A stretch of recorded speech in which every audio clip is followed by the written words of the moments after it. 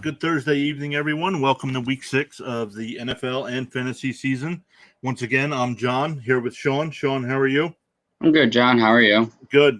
I'm actually looking forward to tonight's game. I like this matchup. What do you think? I'm anticipating actually a blowout. I think. I don't think it'll be a low. I don't think it's gonna be a close game. I just don't. I see the Bucks just trying to prove points every single week right now, and I mean that's what all they're doing. I mean they just put up 45 on the Dolphins last week. Yeah. And it was at one point I think it was a 14-10 Dolphins lead at one point, and they didn't score the rest of the game. Yeah. So let's before we get into tonight's game, let's take a quick look at some of the other matchups here. Oh, I just deleted it at the stream. There we go. Sunday we have another early game at 9:30, Miami against Jacksonville. Really no fantasy implications there, do you think? James Robinson and Myles Gaskins, I think, would be the only two major fantasy implications. You're not going to want to start either defense, probably. And it's hard to say who really is going to be the wide receivers for either team. The Dolphins, Devontae Parker's out, I saw already. And so Waddle and Gesicki are going to be the only two that are going to be stepping up to play more. And with Jacksonville, it's kind of whoever gets the ball sort of thing. Yeah. Excuse me. Some of the early games on Monday, the 1 o'clock games, we got Green Bay at Chicago, Cincinnati and Detroit, Houston and Indianapolis, Kansas City going into Washington, the Chargers going into Baltimore, the Rams going to the Meadowlands, and the Vikings heading to Carolina. Any of the early 1 o'clock games stick out to you? I'm interested to see the Chargers versus the Ravens game. I mean, that's a big playoff standing implications for the AFC because that could really determine seeds. With the Bills being on the tear pace that they're going to be on all year, I mean, they're just picking people up and putting them down like they're nothing right now. So if the Chargers win this game, it'll keep them in a race with the Bills, but to lose that game, they're going to fall into the clutches of Kansas City again with the division, where Baltimore kind of determines their own future with everything because they play in a division that's more easier. So they could, if they lose, it's not going to kill them as bad as it will the Chargers, I think. Yeah. Taking a look at the 4 o'clock games. We have Arizona going to Cleveland, Dallas going up to New England, and Vegas going to Denver. Which out of those three, which game do you like there? Arizona and Cleveland. Cleveland coming back from putting up 42 and losing on Sunday against the Chargers, and Arizona, who was more of a defensive game until late in the fourth quarter with turnovers with the Niners there. So it'll be interesting to see that game. And then the Sunday night game, I think it's going to be a battle of the defenses. I don't think you're going to see much offensive scoring with Geno Smith being at quarterback now.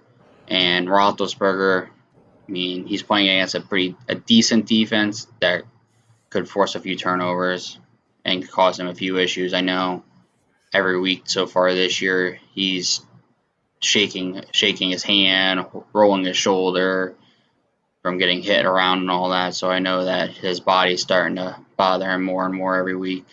Yeah. Then we end the week with Buffalo and Tennessee. What do you think of that matchup? I just think Buffalo's their defense will be able to shut down if Julio plays and A.J. Brown. I mean, they shut down Travis Kelce and Tyreek Hill last week. So I think that you're going to see another offense shut down until people realize how their defense sets up and how they do their cornerbacks with their safeties and everything, that they have to follow their best. I think it's going to come down to someone like Derrick Henry being able to run to change up the momentum for them. But unless Julio and AJ Brown are both playing, I don't see the Titans having a chance in this game with just Derrick Henry. Yeah, I agree with you there. Don't forget, this week starts bye weeks, so make sure you check your lineups. The 49ers, Falcons, Jets, and Saints are all on byes this week. This is the first week of that, so keep an eye on that. Sean, anything else before we jump into tonight's game? Nope. Let's get ready to get for tonight's game. Like I said, we got Tampa Bay facing Philadelphia. Tom Brady is 4-1 in his career versus the Eagles. This week, he's our fourth-rated quarterback on the season. He's the second fantasy quarterback. In the 5 career games against the Eagles, he averages 305 yards passing and has thrown for 10 touchdowns and 2 interceptions. What do you think of Brady tonight? I mean, he's a guaranteed start. He's going to have probably at least 2 to 3 touchdowns tonight.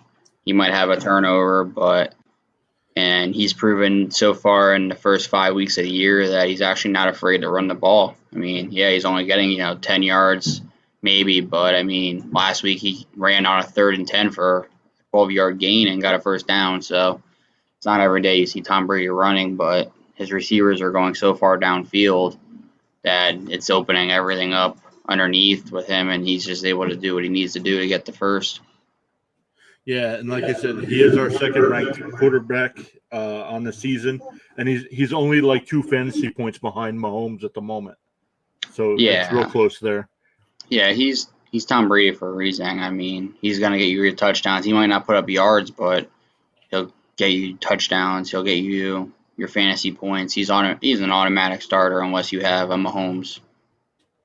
Yeah, actually, in the first 5 games this year, he's averaging 353 yards a game, and he's thrown for 15 touchdowns and only 2 interceptions. Yeah, and I saw a stat today. He's, as of now, at the record that Peyton Manning set in 2013, I think it was, he's still like 200 or 300 yards behind what he was pacing on that year through 5 games so far, just because that was a year that Manning, I think, had like a 500-yard game already early in the year. Yeah, absolutely. Jumping over to the running backs, we have Fournette is the 15th ranked running back on the season, but we have him as 14th this week, which is definitely either a running back 2 or a flex spot, depending on how many running backs your league uses. He averages 50 yards rushing per game with 4 receptions and 31 yards. So he's putting up decent numbers fantasy-wise. What do you think of Fournette tonight? I think he'll have a decent game again. I mean, it comes down to how much they use Ronald Jones and Bernard. That's what it'll come down to. If they see one of those two having a good game early on, they've been using them a lot. I know Bernard's been getting a couple of touches inside the red zone and getting touchdowns. So that's the only issue with Fournette. He's not really getting the touchdown, but he's also getting the catches out of the backfield more. So he has a better chance of getting you PPR points as well. Yeah, and with his averages, we're almost right on point with our projections. I mean, we have him getting 54 yards, 4 receptions, and about 27 yards receiving with a 40% chance at a touchdown tonight. Before we get into the wide receivers, anything else on the Tampa Bay running backs? No, I mean, if you don't have Fournette, I wouldn't start either of the other two. Yeah, absolutely. And jumping over to the wide receivers, honestly, how unfair is it that Tom Brady has these 3 guys on his team all at the same time? Evans is ranked as a wide receiver 1, Godwin is a wide receiver 2, and Brown is a wide receiver 3, according to their actual stats where they should be fantasy wise. Actually, I have Godwin and Evans ranked pretty even this week. But what do you think of the 3 stud wide receivers there? I like all 3 of them. Godwin, the only issue is I know he's been having injuries, where Mike Evans is going to have more touches, and that's why Antonio Brown's also seeing more touches. So I would see that would be their only thing is Antonio Brown's going to start getting more touches now, and then when Gronk comes back, he'll get the touches as well. Yeah, with Gronk being out, I don't have any of the Tampa Bay tight ends really worth a fantasy start. Before I go back to the wide receivers, what do you think of the tight ends? I wouldn't start any of them. I wouldn't trust them. I don't think Brady trusts them. I mean, they might get a catch or two, but they're not going to go getting a 100-yard game and 2 touchdowns like Gronk would. Yeah, going back to the 3 wide receivers, though, both Godwin and Evans have 29 catches on the season. Godwin's got 366 yards to Evans' 393, and Brown's coming in with 20 catches at 325 yards and 3 touchdowns. I mean, it's unfair. Yeah, and I mean, Antonio Brown's coming off a 120-yard game, 2 touchdowns, and I think it was like 10 catches last week. Yeah, yep, he had a monster game. Looking at the projections this week, I have Godwin at 15.2 and Evans at 15.1 and Antonio Brown at 14.1. The way I have them ranked, would you also rank them the same way, or which one would you prefer out of the 3?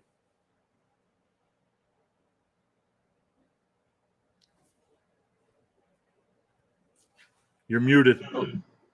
I like Evans more over Godwin just because of Godwin's injuries lately. I mean, he's been getting banged up, and I like Antonio Brown as well over Godwin. I think Antonio Brown's just his speed and ability to get open and run around the field, I think, is what helps him, where Evans has the height and Godwin has that deep route ability. Yeah, we touched on the tight ends already. Jumping over to kicker and defense, what do you think of Suck Up and the Buccaneers defense? I think you start both of them. The Bucs defense is going to be able to feast on their bad offensive line in Philly, and Jalen Hurts' turnover ratio. You'll be able to get a few turnovers as well. And Suck Up, I mean, it's the Bucs offense. You're going to be able to have the chance that you're going to score, whether it's a field goal or it's a touchdown for extra points. After last week, though, 15 extra points being missed, I mean, it's hard to guarantee. I mean, an extra point being made, though, right now. Yeah. Did you happen to catch any of the Packers-Bengals game? Yeah, that whole fiasco with making an extra point and making a kick, and there was, I think, 4 straight missed field goals at one point. If you include the extra point, I think it was 5 at one point, straight kicker misses. Yeah. Anything else on the Buccaneers before we jump over to the Eagles? No, I mean, if you have any of them, you almost got to guaranteed start them. I mean, they're going to put up points. It's just what the Bucs do with Tom Brady. Yeah, absolutely. Jumping over to the Eagles here, I have Jalen Hurts as the 8th ranked quarterback this week, projected to get about 247 yards passing, 1 to 2 touchdowns, chance at an interception, but adding 8 carries for 40 yards. What do you think of Hurts tonight? I like him, but I actually benched him in my one league. I have him. I actually had to go to free agency to pick up for the week because I lost Russell Wilson last week. But I like him, but I just don't like him tonight enough against the Tampa Bay defense. Their defense is just all over the place. They stop everything and anything. I mean, the only hiccup they've had all year was against Dak Prescott, and I mean, Dak still had, I think, 2 turnovers in that game. It just came down to turnovers and field position there. I don't see him having a big breakout game. He struggled last week against Carolina. Carolina kind of shot themselves in the foot late in the game there and kept turning the ball over to him. And then finally, at some point, he was going to go down the field and score. It was just a matter of time. Yeah, absolutely. Jumping over to the running backs, Sanders and Gainwell, I have projected as 25th and 34th running backs this week. They're actually the 30th and 31st ranked fantasy running backs on the season, which to me is not worth a running back 1 or running back 2 start. I would say only use one of those 2 guys if you're desperate and need a flex spot. Yeah, I would use Sanders over Gainwell. Gainwell's majority of his points have come inside the red zone with low-scoring touchdown yardage. He hasn't really had like one of those big breakout catch games or rush games yet. It's just he's been getting the short yardage to get the red zone, where Miles Sanders hasn't really found in the end zone yet this year as much. Yeah, jumping over to the wide receivers, I have Devonta Smith. He's actually ranked 32nd on the season, but I have him 22 this week, which is wide receiver 2. Do you think he's worth a start? And what do you think of Rieger or any of the other Eagle wide receivers? Yeah, I would start Smith if you have him. I wouldn't start Rieger. I would, if you have an opportunity in like a deep dynasty league or anything, I'd pick up Watkins. He's been getting on Hurts's radar more and more every week, and you hear his name a lot. It's just his ability to catch the ball. It's kind of what Jamar Chase had in the preseason where he couldn't catch the football. So I would just hang on to him if you have him. But for right now, I would only start Devonta Smith. He's the only person I would trust enough to get the ball and be able to put up enough fantasy points for you. Like I said, the only problem is it comes down to the red zone. Hurts, Miles Sanders, Gainwell, it's hard to throw the ball in those situations, especially against Tampa Bay, so you might see more rushing. So the chances of him getting a touchdown tonight inside the red zone are slimmer, where I would see if he gets maybe like a 30, 40-yard touchdown catch is more reasonable tonight, I think. Yeah, I haven't heard. Is Dallas Goedert officially out? Yeah, he's officially out tonight with COVID. I have Zach Ertz ranked as the 10th tight end this week. I thought his numbers would have jumped a little bit, more than 4 receptions and 40 yards, because Tampa Bay is the 27th ranked fantasy defense against tight ends. What do you think of Ertz this week? I wouldn't start him. The Phillies tight end position hasn't really proven any points this year. I mean, they have a few touchdowns here and there, but nothing spectacular. I mean, I thought Goddard coming into the year was going to be having a breakout season. He's just kind of faltered on that so far. Yeah. How about Elliott or the Eagles defense tonight? Elliott, I wouldn't start. Phillies defense, you might get 2-3 sacks out of them, but Tampa Bay offense could put up 40, 50 points, and you're not going to get any points across the board. So I wouldn't start their defense tonight. I would start, if anyone, Elliott at most. Gotcha. Anything else on this game before we jump over to some position rankings? No. I mean, if you got anyone on Tampa Bay, you start them. If you have Smith or Hurts, you start them. Sanders and flex position at max. But before we jump into some other games and some other positions here, what did you think of the John Gruden situation? I don't know. I think you're going to see a lot coming out. I mean, I saw Adam Schefter has some reports possibly coming out. Washington football team has a lot. I think you're going to start seeing a lot of dirt being picked up on people that it's going to come out in weird situations. That's what everyone said with Gruden, and why did it come out now, not preseason, before the season, after the season. So I think we're going to start to see a lot of dirt, and we'll start seeing, I think, a lot of random things come up and with the sports world. Yeah, and I saw Washington's going to do something with Sean Taylor. Yeah, Taylor. What are they doing down there? They're retiring his number. I know I saw a lot of things at the fan base, and no one's happy with that situation because they couldn't buy tickets and be prepared. They kind of threw it at him on a Wednesday afternoon or Thursday morning saying, hey, we're retiring his number, when they were like, oh, we had it planned since the beginning of the year, but on their website, nothing said that, hey, we have it prepared for this week. So everyone says it's kind of a thing to take Washington's ownership out of the headlines for a few days and put something else up there. So everyone said that it's kind of to keep ownership down and their name out of the woodworks, I guess. Yeah. Let's take a look at some of the quarterbacks this week. Besides the big name guys, any of the other quarterbacks jump out to you? Yeah, I like Taylor Heineke this week. I think he's destined to have a big game. Chiefs defense, not that good. He's going to get you some passing touchdowns, maybe even a rushing.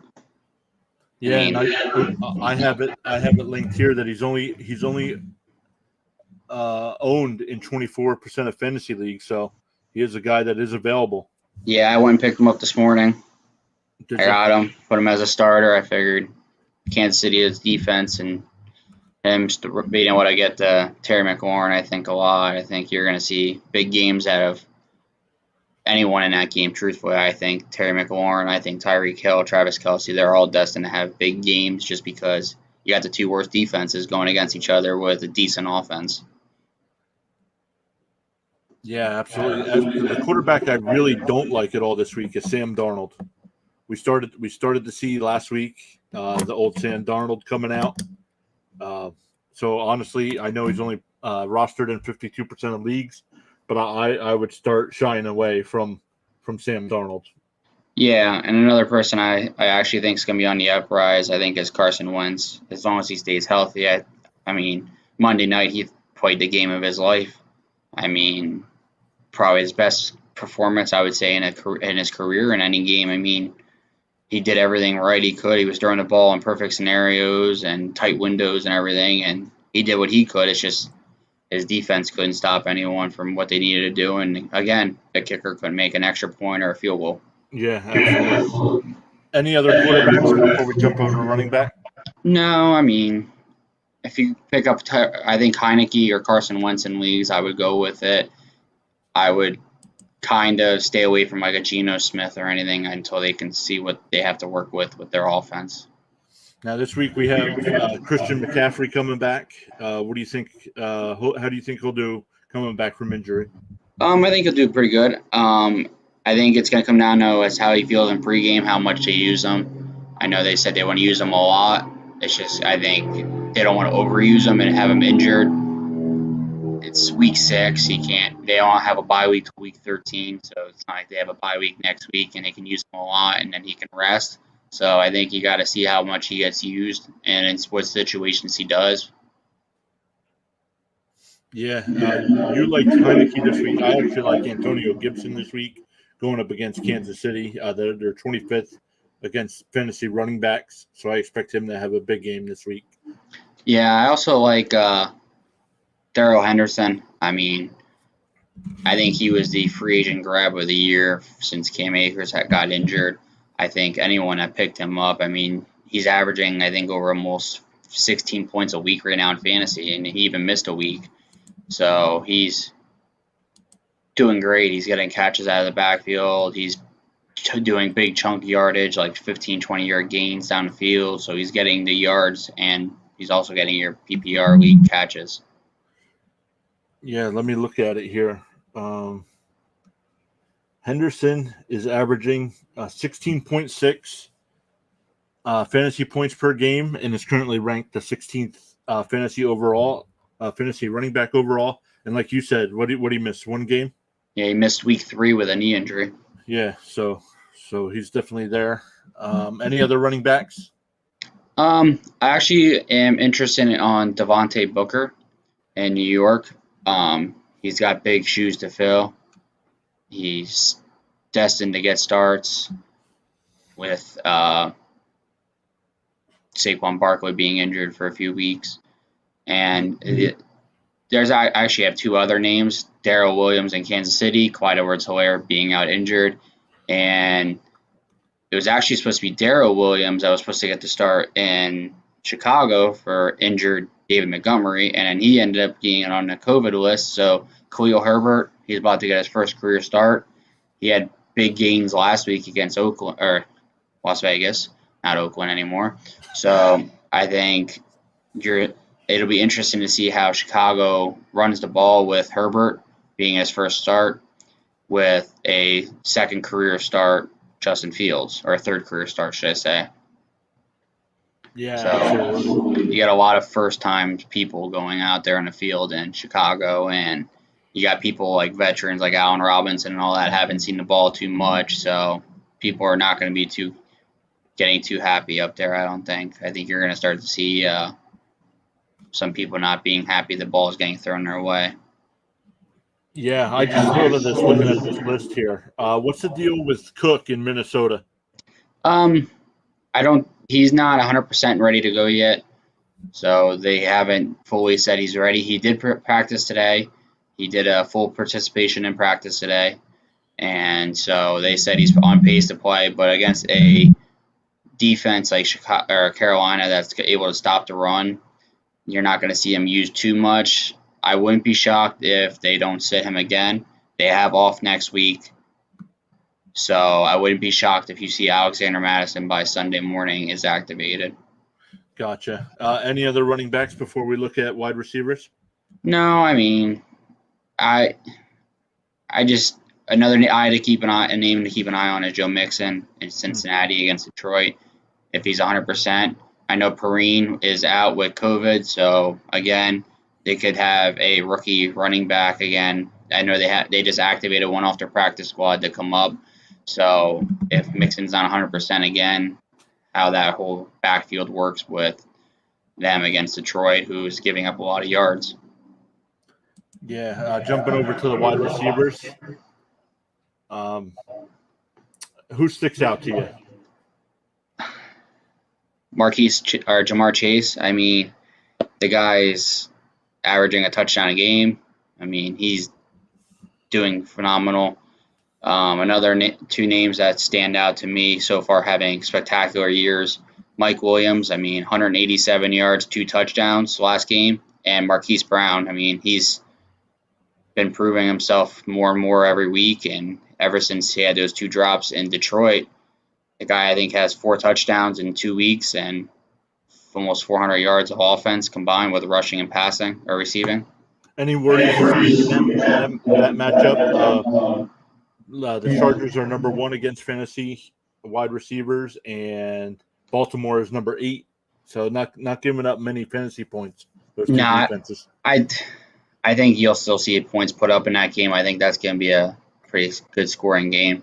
I think you'll see people are going to. I mean, they've proven that Baltimore has so many threats. Devonta Freeman. They have Latavius Murray, Marquise Brown, Mark Andrews, Sammy Watkins. There's the guy named Lamar Jackson. I mean, there's plenty of people that can get the ball and score there. A name to keep an eye on that I like this week is Kadarius Toney in New York for the Giants. 194 yards of offense in his first career start. I mean, he was 6 yards away from having a 200-yard career game already off his first start. And for a guy that came in with, I think, 4 catches on the year in the last week, he had a breakout game. And someone else that's also putting their name up on the fantasy, top of the fantasy receivers or inside the race for the top 10, Michael Pittman. He's proven that him and Carson Wentz have a go-to connection, that he's his favorite. I know T.Y. Hilton's possible to come back this week, but even with T.Y. Hilton, I don't think you're going to stop Michael Pittman from getting the catches. His speed and his height, his ability to get downfield.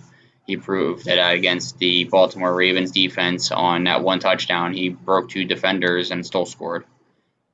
Yeah, and looking here, he's only owned in 81.3% of leagues. So guys, check to see if he's available. If you got players on buys. Actually, I want to take a little different route. The player I don't like this week is Tyler Lockett. I think having Geno Smith be the quarterback there in Seattle is going to hurt him. I know Pittsburgh does give up a lot of points, but I just don't think they're going to be able to move the ball with Geno Smith. What do you think? I don't know. They moved the ball on Thursday last week when Geno came in and he finally learned the offense.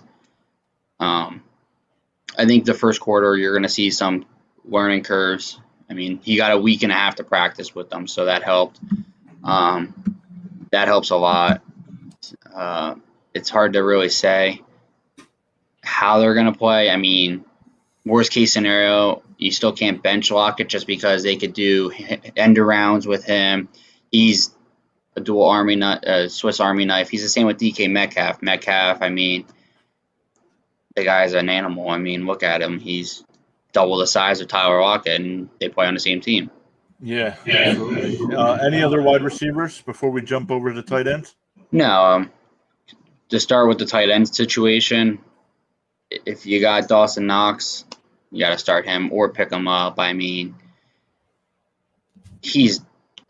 I think he's honestly, if you put him in order, I think he's top 4. If you put Kelsey, Waller, Andrews, and Knox up there, I even think Knox could even be ahead of Andrews and almost Waller for this early in the year, just because how great he's playing to start the year. I mean, the guy was never on anyone's radar as a tight end, and he's got 5 touchdowns on the year already. And I mean, last week he had a 40-yard touchdown catch.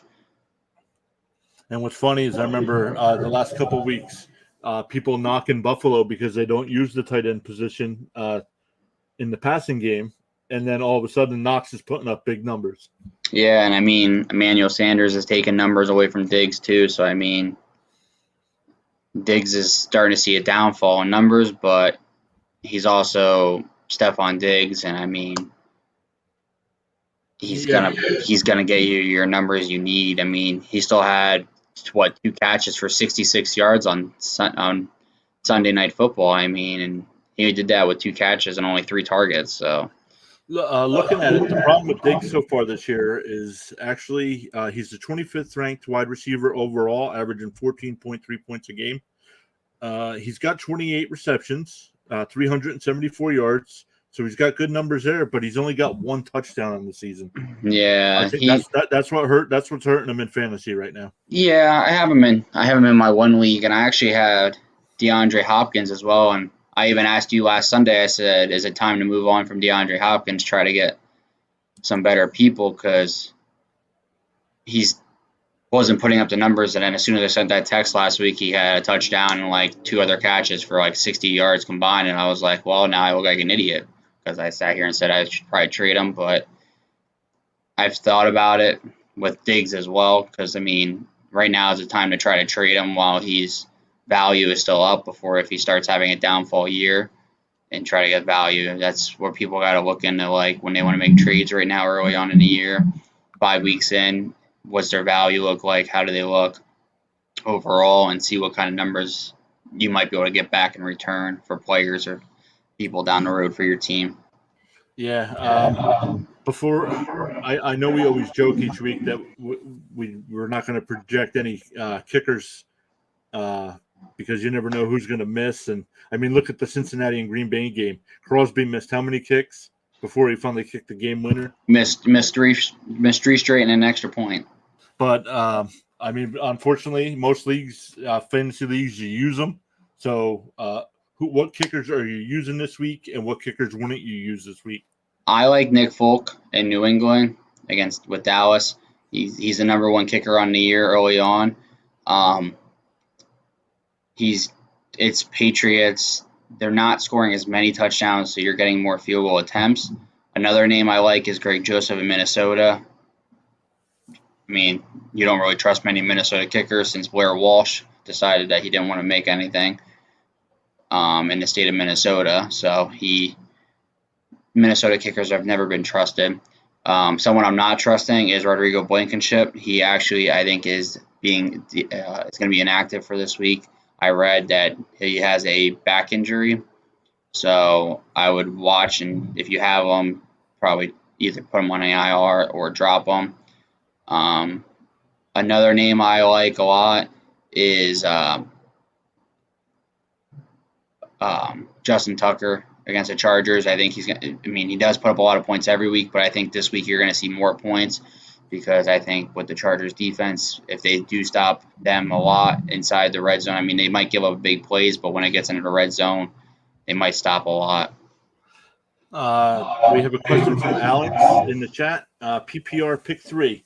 Amari Cooper, Antonio Brown, Devonta Smith, Michael Pittman, and T. Higgins.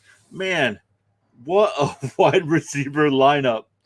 Man, Sean, go ahead. I'm going to put them into the comparison. And then we have another chat coming in, Extra Point Podcast. We'll get right to you. But I like this order. I like Amari Cooper, Antonio Brown, and Devonta Smith. I think your 3 order you have. I think I would keep them. I would keep Pittman on the side just in case if Amari Cooper ends up being questionable going into the game with injury. I know he was last week, and he still ended up scoring last week. So I would just keep an eye on them. But I would definitely start Antonio Brown and Devonta Smith this week and Amari Cooper. Yeah, I'm putting these guys. We do a little player comparison here, so let me put these guys in. We'll get back to Alex's question here in a minute, but Extra Point Podcast says Devonta Williams, Miles Sanders, or A.J. Dillon. Sean, what do you think of that there? Truthfully, depending on what kind of league you have, if it's a PPR league, I actually like A.J. Dillon the most. I think he's been getting more and more touches every week with Aaron Rodgers and Aaron Jones. So I like A.J. Dillon the most. I think that he has a lot to prove. And with Aaron Jones' contract, I think that he's also been putting up more numbers to try to say I think it's coming up on his contract year. So I think that you'll see more numbers keep getting put up every week by A.J. Dillon. I think last week he had a touchdown, and I think he had like 60 yards overall, I think it was, or something. Yeah, I think so.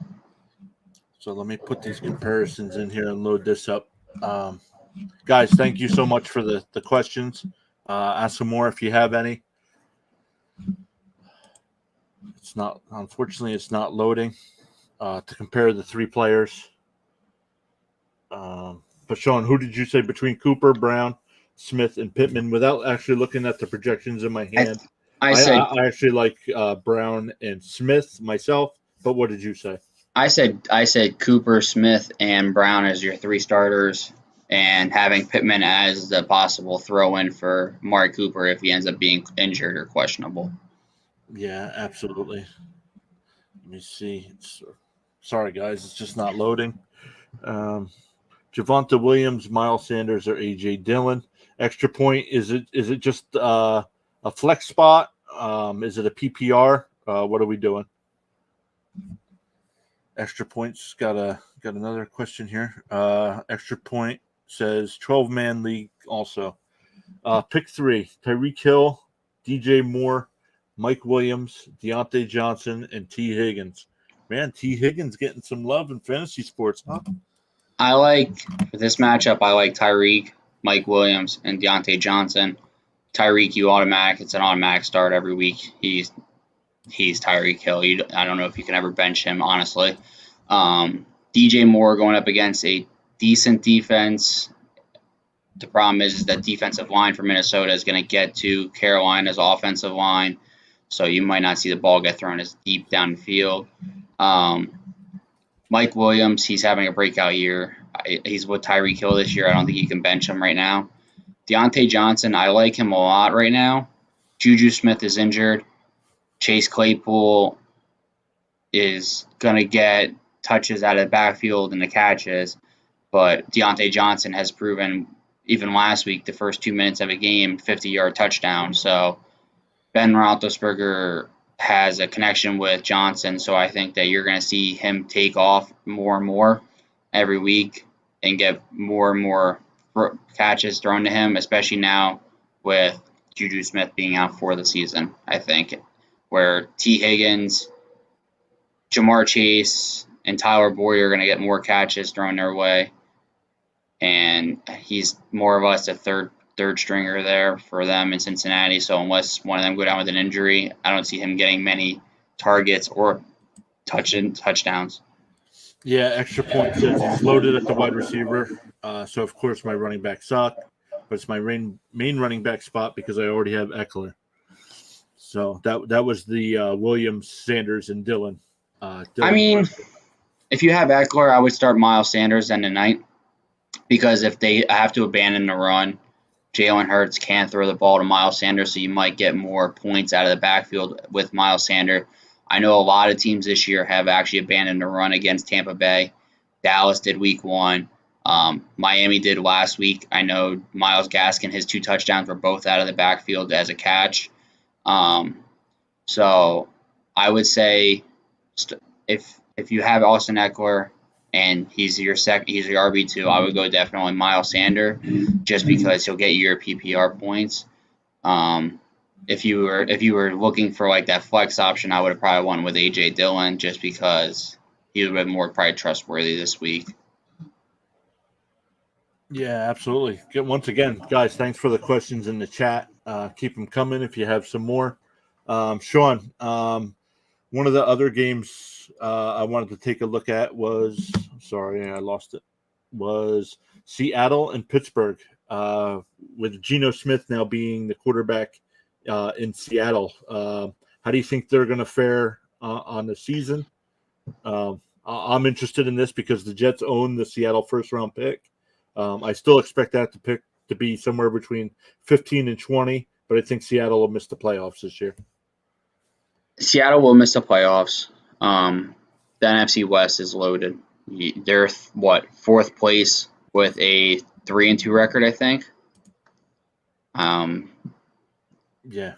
I do like Seattle's schedule though, so I think it's going to come down to their defense. How much can their defense keep up in games? Do they blow the games? Do they just get into turnovers? Playing against the Steelers this week, it's going to come down to Seattle's defense. They have to get a turnover or two. They got to keep themselves in the game. I think if they get some momentum going on their offense, I think you'll see a change of pace. I think you'll see a lot of running. Last week also hurt them as Chris Carson being out early, finding out like an hour before the game. So I think that'll change the game as well. I agree. Extra Point sends in another question. Panthers or Vikings? Sean, as a Vikings fan, what do you think? I actually like the Vikings this week. We've actually playing great defense. I mean, we just allowed 14 points to the Cleveland Browns. We allowed 17 points technically to the Detroit Lions, but it was a late turnover that will only have left them at 10 points.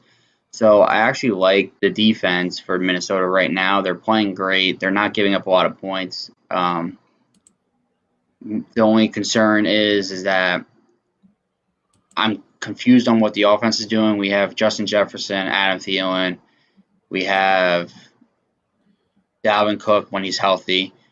And we have Alexander Madison. Kirk Cousins just has to learn how to throw the ball away. So I think this week I like Minnesota a lot. I think that they actually win 24-10. I think they actually win by double points this week, truthfully. Extra Point chimes in says he's a Panthers fan. Well, I'm a diehard Minnesota fan since '98. Extra Point, what did you, before the season started, what did you think of the Sam Darnold trade? And after last week, what did you think of the Sam Darnold trade? Be interesting to hear your take. But Brad comes back with a question asking Mixon for Swift. So he's looking for trade advice. No, I wouldn't do it. I don't like that at all. Jamal Williams is in Detroit. So DeAndre Swift's touches already are 50-50 this year. Williams is having a decent year. I think he's averaging like 9 points a week in fantasy with touches out of the backfield and catching out of the backfield. Mixon, when he is healthy, he's a top 5 running back right now. Their offensive line in Cincinnati has improved incredibly since his 3 years ago. I think he had under 1,000 yards. So I think you're going to keep seeing Mixon when he's healthy improving more and more.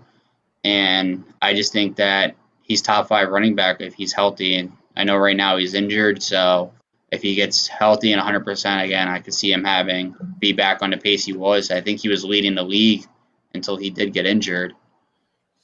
Yeah, and Brad, I'd like to know if that's just a redraft league, a keeper league, or a dynasty league. But for this year so far, actually Swift is the 7th ranked running back on the season, averaging 18.2 points per week. And Mixon has been banged up, but he's still 14th. He's got 386 yards rushing and 3 touchdowns. He's actually our number 12 running back this week, where actually I have Swift as number 7. Yeah, I think if you look though prior to his injury in week 4 when he got banged up on Thursday Night Football, I think Mixon was definitely the go-to. I would stick with it for now. I would wait this week, maybe next week. If you're not seeing Mixon back and Swift is still having a breakout, I would try to make that trade right away. Detroit's about to go into some hard schedule. They're about to play some of their tougher teams on their schedule. So, and it is Detroit. I think, how many years has it been since Detroit's had a 1,000-yard rusher? Oh, I couldn't tell you. I have no I think idea. I think there's been I don't think they've had one since the guy named Barry Sanders was in the backfield, and Barry Sanders is top 3 of my favorite players all time. Yeah. Extra Point chimes in because I asked him about the Sam Darnold trade. He said he was for sure excited. Wasn't too high on Teddy as he didn't perform too well with us. I mean, to be honest, I believe Panthers have a great team. Look at their defense. They have a great defense. I agree with that there. Yeah. Even the amount of weapons they have on offense just need a better offensive line. Pisses him off. Yeah, as a Jet fan, I definitely understand being pissed off with Sam Darnold. And that was his problem here. I mean, no matter what the Jets did to add to the offensive line, nothing worked out. Sean, what did you think of as an outsider? What did you think of the trade? And 5 weeks in, what do you think of the trade? I love that they made the trade. I mean, I like Teddy Bridgewater, but the guy has proven from Minnesota to Carolina to Denver to wherever he's going to play, he can't stay healthy. So even coming out of college, he was never. That was the problem that they drafted when Minnesota drafted him. He wasn't healthy. So I like Teddy. He's a great guy, but I don't think he's. I think he's more of the. He's a pocket quarterback. If he tries to run outside the pocket, he's proven that he's going to get a hamstring, a concussion, or some kind of other injury. On the overall team of Carolina, they got a top 5 defense. I think they honestly, I would compare their defense this year with the weapons they have and the ability to stop people to the Denver Broncos years ago when they won Super Bowl against Carolina of all teams. I think that like 2-3 a year era of Denver's top defense, and even with Seattle's top defense, where they can stop the points or stop people from scoring as many points, and the turnover ratio that they have, I compare them to those two teams of those few years. I think if Carolina can keep the offense rolling and scoring, I think it'll change a lot for them. I just think that Sam Darnold can't see any ghosts. And you like using that line, don't you? I love using that line. I mean, that's the greatest line ever. But I think if Sam Darnold, I think CMC being back, I think that'll determine it. Hubbard couldn't change the pace like CMC could. I mean, Hubbard did what he had to do. He has big shoes to fill there. Hubbard's always going to have a job as long as he's in Carolina because CMC is another I can't stay healthy sort of scenario. He is joining the roles of Dalvin Cook and Saquon Barkley. They are the biggest letdowns every year in fantasy football because every year they're injured. Yeah, absolutely. An extra point also says he can't read the pressure at all, and that was why, as a Jet fan, I was okay with it after 3 seasons and still not being able to read a defense. Now I know Zach Wilson's a rookie this year, but in the game against Tennessee, he made 2 absolutely unbelievable throws that proves even though he's a rookie, he can read an NFL defense. So unfortunately, just for him, he like for Sam, he needs the protection, and would definitely need for receivers to hang on to the ball. The Jets have had that issue this year with receivers dropping the ball. I even watching my first full Jets game on Sunday morning. Zach Wilson's problem isn't him throwing the ball; it's him he's got to learn to throw the ball away. That's his problem. Late in the fourth quarter, running backwards, taking a 15-yard sack isn't the answer to any game. It's not college football. I even watching the NFL channels this week, they even said the same thing. He's not a bad quarterback when he's in pocket. He's mobile enough. Just the Jets' offensive line isn't built for a mobile quarterback fully yet, and he's just got to learn to throw the ball away. Don't try to put it in tight windows, and try not to overdo it and hurt himself. And another thing is he's got to learn the offense or the defense and their play calling earlier in games. First quarter this year, I think I saw he's averaging 16 yards a quarter in the first quarter passing or something like that. He's not getting off to those great starts in offense. Yeah, we have a question from Extreme. To get back to a little bit of fantasy talk here, should I trade Kyler Murray for Lamar? Extreme, if you're still here, my first reaction is no. I would not trade Kyler Murray for Lamar. Is there any other things involved in the trade? Draft picks, practice squad players, anything else? Sean, what do you say about trading Murray for Lamar? No. You're probably going to. He's not going to want to do it probably straight up. He's going to probably want something else in return. Like John said, depending on what kind of league you have, is it a dynasty? Is it a redraft league?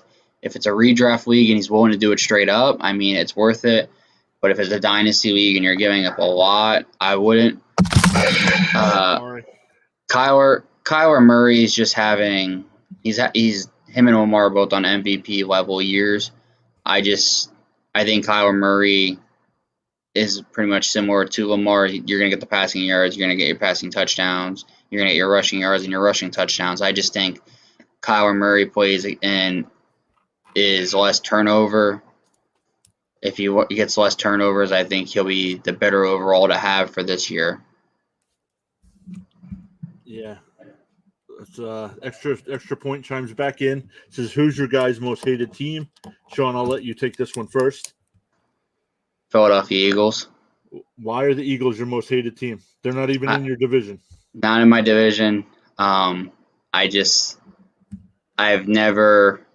Their fan base changes it for them. Growing up, living by Philadelphia, I've never liked their fan base. I just think they're always an overhyped team in a really bad division for many years. I don't know. They've never grown on me. And then when they had the whole underdog role in the year that they won their Super Bowl, I just think that the NFL wanted them to win the Super Bowl that year. I was very on that role once because of Nick Foles coming in, and he played, lights out. And then the guy never could play another game in his career. It's only when it comes down to pressured games that he plays great. And I don't know. It just never was a good thing for me. I've never once cheered on an Eagle team or Eagle game, even against Tom Brady. Gotcha. My most hated team is any team that Sean roots for. That is my most hated team. No, I'm just kidding. My most hated team is the New England Patriots, just because of the last 20 some odd years. So I'm actually enjoying now that Tom Brady has left and they are not doing well at all. So that I'd like to see. But let's get back to some fantasy chat here. Wrong one. Lucius, I have a lot of injuries and might have to play Miles Sanders tonight. Should I be avoiding him like the plague tonight? Standard league, thanks in advance. Lucius, if you're still here, let me know what your other running back options are. Or if it's a flex spot, let me know if you have any other options there. I personally would not play Miles Sanders being in the standard league. Maybe if it was PPR, like Sean said earlier, he might be able to catch some passes out of the backfield. Sean, what do you think? I think it's the same answer you had. Is it a flex option? Is it a running back position? If it's a running back position, what is your other options? If it's your flex, what is your other options? That's kind of the question. It always comes down to what kind of free agencies are out there that you might be able to pick up to put someone somewhere else, maybe, sort of thing. Yeah, absolutely. Extra point comes back with Super Bowl 50 was rigged. Can't change my mind. What do you think? That was the year I cheered on the Carolina Panthers like it was nothing. It's a family team. We have I have people that live from Carolina that have been at many games that live down the road from it. I've been to their stadium as well. So I always cheer on them over another team. I think it showed at the ending of that game when he didn't go for the fumble, or in the beginning of the game when he didn't go for the fumble, and then just the way he played the whole game. I think that kind of made me want to hope that they were going to do something, and then they finally would get a run going, and then like that, it was just a flip of a switch, and they forgot how to play football again as a whole. But I think that game there completely changed Cam Newton's whole career and has honestly almost probably, I would say, ended his career as well, because a lot of teams saw what he wasn't willing to do for a fumble. Because since that game, I don't think Cam Newton's been in the playoffs since, and he's on free agency where no one wants him right now. And look how many teams could use a quarterback. Houston, Miami could have used one. I mean, there's a lot of teams out there that could have used one this year. Yeah. Extra point. You guys want to hear my whole fantasy team? Give it a ranking 1 through 10. All right. Hold on.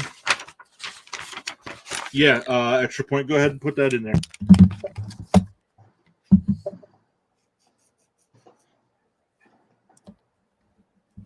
Sean, anything else on tonight's game? Because we're getting close to the top of the hour, but Lucius asked about Sanders. We're definitely not playing Sanders unless he's our only option, right? Yeah, I wouldn't. Depending who, like I said, unless he has other people. No, I wouldn't. I don't have anything to talk about tonight's game. I'd keep an eye, people, though, on your bye weeks for future weeks. I texted you a picture of that yesterday. I was looking through my fantasy team, and next week, out of my starting lineup, I have a remaining 6 people left on my whole team that are not on a bye next week. So when you guys draft, make sure you don't draft the same bye week, because I learned that lesson real well. When next week I'm going to be picking up anyone and everyone that I can. The best part about it is I'm getting my bye week out early of the year, week 7. The bad part about it is I'm going to take an L, but the good thing is I'm going to have my starting lineup for the remainder of the year as a whole, and that is what's going to help me keep, I think, my team the way it is, because I'm not willing to want to trade anyone when my starting lineup is the way it is. I just had a look. I haven't checked my lineups for this week, but in our Dynasty League, are we playing each other again? We are. 2 weeks. 2 weeks and 6 weeks we play each other. Oh man, well that'll put me at 2-4 on the season, so that's not good. While we're still waiting for extra point to let us know his team, my buddy Jeremy Cravat is here. Jeremy, how are you? If you're a Jets fan, Jeremy Cravat is on a show on Friday nights on Frankie from Flatbush's YouTube channel. They do a show every Friday night, I believe at 8 p.m. And then Sunday night they do a Jet post game. So guys, if you're a Jet fan, go check them out, or just a football fan and want to talk some football. These guys will always answer the chat. So Jeremy, thanks for chiming in. Let's see. Extra point comes back with Allen, Hill, Moore, Eckler, Williams, Pitts, Williams, Johnson, Miles Sanders, Gesicki, Dillon, Higgins, Darnold, St. Brown, Zerline, New England, Baltimore, Campbell, White, Fred Warner, and he says he's currently 5-0. Yeah, I can see why you're 5-0. I mean, I wouldn't even know what to do with that kind of team. That's kind of like our dynasty league that we have. I mean, my team's so stacked. you just don't know who to start, when to start, where to start. It's kind of you got to go off of how they're playing. I mean, that team is a solid 10. I mean, I would compare that almost to what my team is with in our league, because you draft a certain team a certain way, and you build it off of how you think they're going to perform. And you got people like, I know I did. I picked up Mike Williams. I looked back at it the other day. I picked him up in the 15th round of my one draft league this year, and he's been the steal of the year. I mean, he's putting up the most points of any wide receiver, and it's crazy because then you look at it and you're like, the people you draft early in the rounds, you're like, they're not doing anything. So it's like you have the sleepers that you always want to try to get, and I could say by far you picked up a couple of sleepers. And I know St. Brown in Detroit is about to get a breakout year. I feel like now injuries have fallen his way. They lost Cephas, I think, for the whole year, and so he's going to be a wide receiver 2, even possibly a wide receiver 1 with the way he performs, depending how he performs. I know Jared Goff is used to his high-powered offense, so maybe having a speed receiver will help him be back like he was in LA. Yeah. Looking at my team in our dynasty league, I have Antonio Gibson, Derrick Henry, Christian McCaffrey, and I am about to be 2-4 on this season after losing in the championship game last year. Yeah. If I named my team, you'd probably want to. You'd hate me even more. Well, you're 5-0, right? 5-0, probably leaning towards 6. I mean, my team, I start off with Kyler Murray. You go Darryl Henderson, Najee Harris. You got Dalvin Cook, Alvin Kamara. You got Tyreek Hill, Devontae Adams, Terry McLaurin, Robbie Anderson, Devontae Parker. I have Kyle Pitts, Dalton Schultz, and I just picked up. I also had J.K. Dobbins, Jarvis Landry, and Logan Thomas already injured on the year, and I just picked up the Steelers defense for the week. So I mean, I think I have 2 fantasy sports teams in one week. For our game this week, I had to finally do something. I got rid of the Kansas City Chiefs defense. I'm proud of you. But I picked up the Minnesota Vikings defense. I know my son grows up so fast. Oh man, that's good. But yeah, man, look at that team. All right, extra point. Thank you very much. He says, "All right, guys, I'm out. Thanks for the responses. I sub, by the way. Extra point. Thank you very much for the sub. When we're done here, I'll be sure I'll sub back. Go Panthers. Beat Skull." Ooh. Yeah, I guess next Thursday we'll have to see how the end result comes out come Sunday. I mean, it'll be a good game. I think you're going to see a battle of good players and good coaches battle it out there. I think it'll come down to a defensive game, and I just think that it'll come down to how Sam Darnold and the turnover ratio, CMC, how healthy is he, the same with Dalvin Cook, and that's what it'll come down to, I think. I think it's Stephen Gilmore's first game in Carolina. I don't think he played on Sunday. Yeah, before not to change it, he says, "I'll come back if you guys are on next week." Extra point. Yeah, absolutely. We're on every Thursday. We start at 7:00. Sundays, this week we're changing it up. Sundays we're usually on at 11:30. We're going to try something a little different and start at noon this week. See if we get a little bit more interaction going noon. You can follow us on Twitter if you're on Twitter at PA Fantasy Sports, or if you're on Facebook, Pure Adrenaline Fantasy Sports there. And once again, thanks for the sub. And once again, after the stream, I'll go ahead and sub back. So thanks for all the questions. And Sean, any final thoughts on tonight's game? No, just make sure you have your lineup set for Sunday morning, 9:30 a.m. Same thing in last week. I mean, you just got to keep up with your lineups, guys, especially with injuries on Miami and Jacksonville. It's a major thing right now. Injuries are going to be happening a lot. So you got to keep an eye on those, especially with a 9:30 game. I know this is back-to-back weeks, and I think there's one more week to go, and when they'll play over in London, I think in 2 weeks. Yeah, and Jeremy chimes in, said he wouldn't be starting Darnold. Looks like he may be back to his old ways. Honeymoon is over. Yeah, definitely looked that way last week.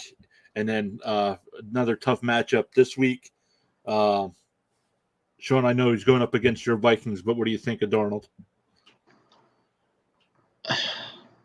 I think week 1 through 3 proved with CMC how he played.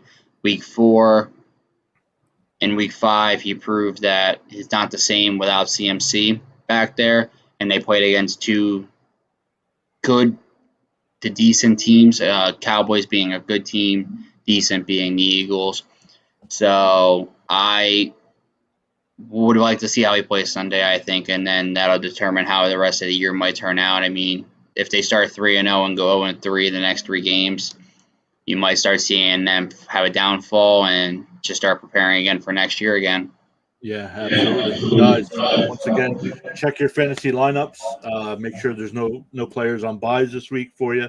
I think it's San Francisco, the Jets, the Falcons, and the Saints that are on buys this week. Once again, Thursday nights, we're here at 7 p.m. Eastern time. Sundays, we're starting at noon this week on Sunday. So if you guys want to join us there, enjoy the game tonight, and we will see you Sunday at noon. Sean, I'll talk to you later. All right, see you guys Sunday. All right, guys. Bye.